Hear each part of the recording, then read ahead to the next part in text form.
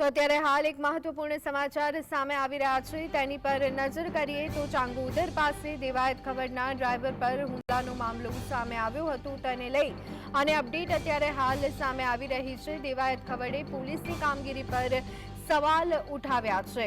દેવાયત ખબરની ગાડી પર જે રીતે હુમલો થયો હતો ત્યારે તે અંગે ફરિયાદ નોંધાવવામાં આવી હતી। ફરિયાદમાં તે દેવાયત ખબરના ડ્રાઈવરને ચાંગોદરથી બોલાવવામાં આવ્યા, ગાડીના કાચ તોડી અને ગાડી સાથે પૈસા પણ લઈ ગયા હોવાની વાત દેવાયત ખબર દ્વારા કરવામાં આવી છે। ઘણા સમય બાદ પણ પોલીસ ફરિયાદ લેતી નથી તેવું નિવેદન સામે આવ્યું છે।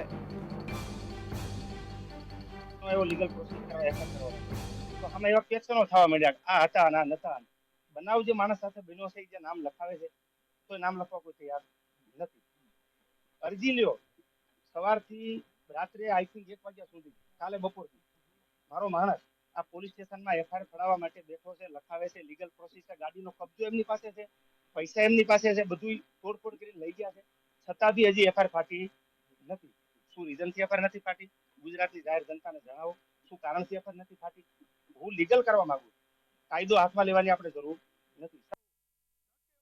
જ્યાં ગાડી પહોંચી એટલે 2 ગાડી આડી નાખી, બોટલનો ઘા કરીને ગ્લાસ તોડ્યો, કાનાને જેમ ફાવે એમ ગાળું દીધી, ગાડીની ચાવી લઈ અને સ્કોર્પિયો ગાડી લઈને લોકો નીકળી ગયા।